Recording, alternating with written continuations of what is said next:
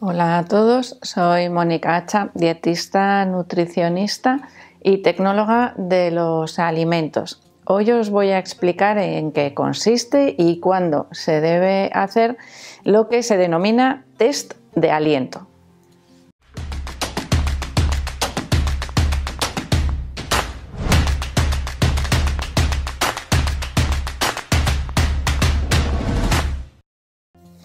Cuando el médico nos dice te voy a hacer un test de aliento para ver si hay algún problema digestivo, tenemos que saber que ese test de aliento no es que nos vayan a ver si nos huele mal el aliento o no, sino que lo que se busca es los metabolitos, es decir, los restos que puedan aparecer en el aire, en el aliento, cuando expiramos aire después de la ingesta de algo que nos van a dar para hacer ese test de aliento. Bueno, ese algo que nos van a dar pueden ser diferentes sustancias en función de lo que se esté buscando. Por ejemplo, el test de aliento es una prueba no invasiva, es decir, no necesitan meternos un tubito, no necesitan ni ponernos una inyección, ni extraernos nada de sangre, por eso se llama prueba no invasiva. Bueno, pues ese test de aliento tiene diferentes utilidades, dependiendo, como os digo, de lo que estemos buscando. Vamos a ir viendo algunos de esos casos más habituales. Pero primero os voy a explicar en qué consiste o cómo se realiza la prueba. Que por cierto, tenéis que ir, si os la pautan, con tiempo de sobra porque suelen ser bastante largas y un poquito pesadas de realizar, sobre todo por el tiempo de espera. Bueno, realmente lo que nosotros hacemos cuando llegamos a realizar ese test de aliento, nos dan un vasito con un líquido que puede ser diferente en función del tipo de prueba de aliento que nos vayan a hacer. Esos tipos de pruebas de aliento, las principales son para detectar Helicobacter pylori, para detectar intolerancia a la fructosa y al sorbitol, intolerancia a la lactosa y sobrecrecimiento bacteriano. Y pensaréis, qué suerte, ¿no? Me hacen una prueba y detecto todo. Desgraciadamente no, porque cada una de ellas lleva ese vasito, ese líquido que nos van a dar diferente, que es lo que el médico que nos realiza la prueba sabe que puede producir esa reacción con lo que está buscando. Es decir, si a mí me van a hacer una prueba de lactosa, me van a dar un líquido diferente que si me van a hacer la prueba del Helicobacter pylori. Es decir, no vale la misma prueba para detectarlo todo, aunque la técnica sea igual y el test se denomine igual. Por lo tanto, esto me imagino que los que os lo habréis hecho ya lo sabéis, porque algunas veces se puede sospechar de varias cosas y hay que ir varias veces a realizar las pruebas específicas. Un test de aliento específico para la lactosa, un test de aliento específico para el sobrecrecimiento bacteriano. Bueno, una vez sabido esto, quiero decir que no penséis que os van a hacer una prueba y que os va a dar todo tipo de resultados, no. Bueno, una vez que sabemos esto, tener en cuenta que estas pruebas pueden durar alrededor de 2 o 3 horas, es decir, por eso os digo que es un poquito pesada por el tiempo que requiere. Durante esas pruebas tenemos que expirar varias veces el aire en función de los tiempos que van transcurriendo desde la digestión de esa sustancia, ese liquidito, ese vasito que nos van a dar, y de esa manera se miden, se hacen unas gráficas en las que se valora lo que aparece en ese aire expirado. Puede ser hidrógeno, puede ser metano, puede ser derivados del metabolismo de la urea, en el caso del Helicobacter, por ejemplo, de manera que con esos datos el médico que nos hace esas pruebas nos da una valoración. Pues sí, existe la posibilidad de que haya intolerancia a la lactosa, o es clarísimo que hay una intolerancia, aunque a veces, bueno, pues los datos pueden ser dudosos o incluso en algunas ocasiones pueden aparecer falsos positivos, principalmente por una razón, porque no se siguen las pautas adecuadas los días previos o incluso semanas previas. Es decir, para hacer un test de aliento hay que prepararse, hay que evitar el consumo dependiendo del tipo de test. Y esto es unas pautas que nos deben dar antes de hacer la prueba en función del tipo de prueba. Bueno, pues antes de ese día de la prueba tenemos que evitar el consumo de algunos alimentos o de algunos, bueno, no alimentos, os diría, por ejemplo, en el caso de las pruebas de intolerancia al sorbitol, si nos lavamos los dientes ese día con una pasta de dientes que contiene sorbitol, nos va a dar un falso positivo. Es decir, fijaros hasta qué punto los detalles de preparación son importantes. Algunas de esas pautas vamos a centrarnos en las alimentarias, porque en el caso de estar tomando algún suplemento dietético o algún medicamento que pueda estar alterando el proceso digestivo, habría que eliminarlo de la ingesta con una semana o en algunos casos 2 semanas de antelación para evitar que se produzcan alteraciones. Ejemplos: en el caso del test de aliento para detectar Helicobacter pylori, si se están tomando antiácidos, habría que eliminarlos al menos 1 o incluso 2 semanas previas, porque lo que estamos tratando de buscar genera vamos a decir, esa alteración a nivel de la acidez del estómago, y claro, si nosotros la alteramos con ese medicamento no vamos a ser capaces de detectar lo que realmente está pasando en ese estómago para detectar si existe o no ese Helicobacter pylori. El Helicobacter en el estómago lo que hace es protegerse a su alrededor, generando unas enzimas que se denominan ureasas. Bueno, y entonces el líquido que nos dan pues sería urea, una concentración con un marcador, y eso lo que hace, bueno, pues es que el metabolismo de ese microorganismo que está en el estómago altera esa producción, y entonces somos capaces de medirlo en forma de CO2 al expirar el aire.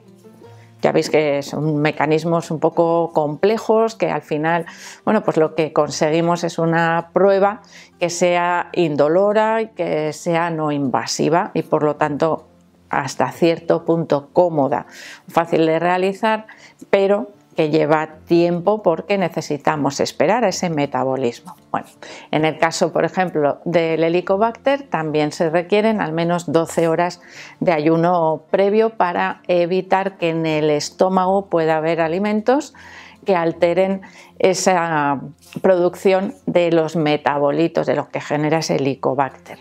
También, por supuesto, que esto es común. Ya en todos los test de aliento, os he hablado de la pasta de dientes, que puede alterar por su contenido en edulcorantes, que suele ser el sorbitol en concreto.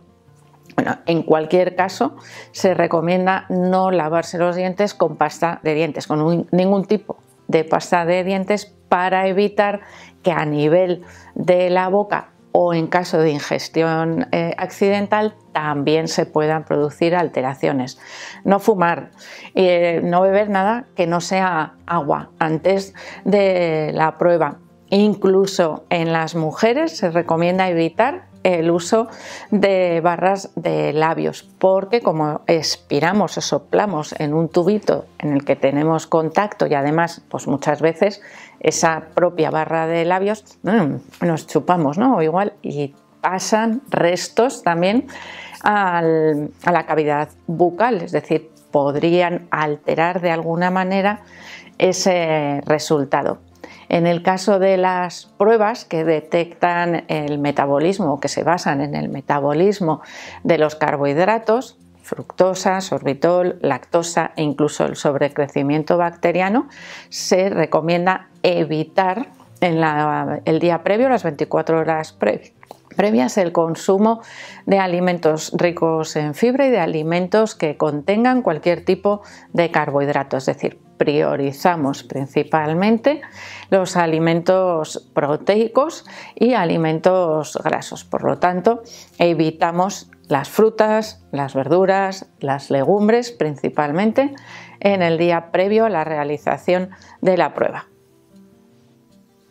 ¿Y qué hacemos una vez que nos dan el resultado? Bueno, pues si el resultado es negativo, habrá que seguir buscando posibles causas de ese malestar gastrointestinal, que es lo que nos ha llevado a la realización de la prueba, teniendo en cuenta que la aparición de falsos positivos y de falsos negativos es posible también. Por lo tanto, podemos decir que el resultado no es definitivo. Bueno, pues a veces nos puede quedar la duda, especialmente si esos pasos previos no se han realizado adecuadamente.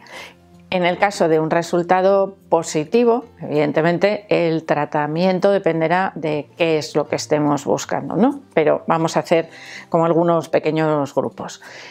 Cuando tenemos un resultado positivo de Helicobacter o de SIBO, de sobrecrecimiento bacteriano, el tratamiento inicial suele ser un tratamiento antibiótico para eliminar esos microorganismos. En el caso del Helicobacter pylori, fijaros que su descubrimiento fue en el año 1983, si no recuerdo mal. Anteriormente todo se pensaba que eran úlceras de estómago, tengo una úlcera, y no se sabía muy bien por qué aparecían esas úlceras. En este año, en 1983, se descubrió que ese daño que se producía en el estómago lo provocaba un microorganismo, una bacteria, el Helicobacter pylori, y por lo tanto, bueno, pues ya se empezó a buscar ese microorganismo en concreto, aunque a veces es un poco puñetero y se esconde más de lo que deberíamos, y bueno, pues puede costar un poquito su diagnóstico, pero bueno, tenemos ahí inicialmente esa prueba de aliento. Vale, resultado positivo, tratamiento antibiótico, y a posteriori, bueno, pues una dieta variada, equilibrada, tratando de evitar el consumo principalmente de alimentos procesados, es decir, que la dieta sea lo más natural y lo menos elaborada, podríamos decir, posible. Cuando tenemos sobrecrecimiento bacteriano, tratamiento antibiótico también, al igual que en el caso del Helicobacter, y modificación de la dieta al mismo tiempo para evitar el consumo de fructooligosacáridos, monosacáridos y disacáridos. Principalmente la dieta conocida como dieta FODMAP, que lo que hace es matar de hambre a esos microorganismos que no se encuentran en el lugar debido. Ese sobrecrecimiento bacteriano es un desplazamiento de microorganismos hacia el intestino delgado, pero que normalmente tiene alguna causa que al mismo tiempo también deberíamos buscar, que podría ser una falta de acidez estomacal que permite que esos microorganismos crezcan donde no deben. Es decir, necesitamos un poquito más de trabajo, no solo ese tratamiento antibiótico. Cuando nos detectan o el diagnóstico es positivo para el test de aliento de lactosa, fructosa y sorbitol, el tratamiento dietético sería similar.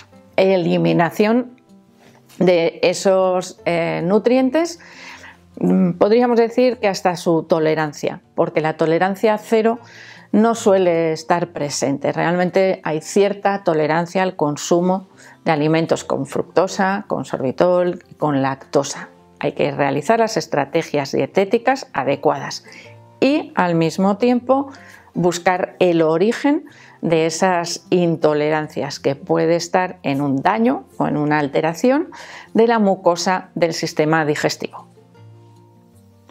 Así que ya veis que cuando nos realizan un test de aliento, la mayoría de las veces no debemos quedarnos simplemente en el resultado y ese tratamiento inicial.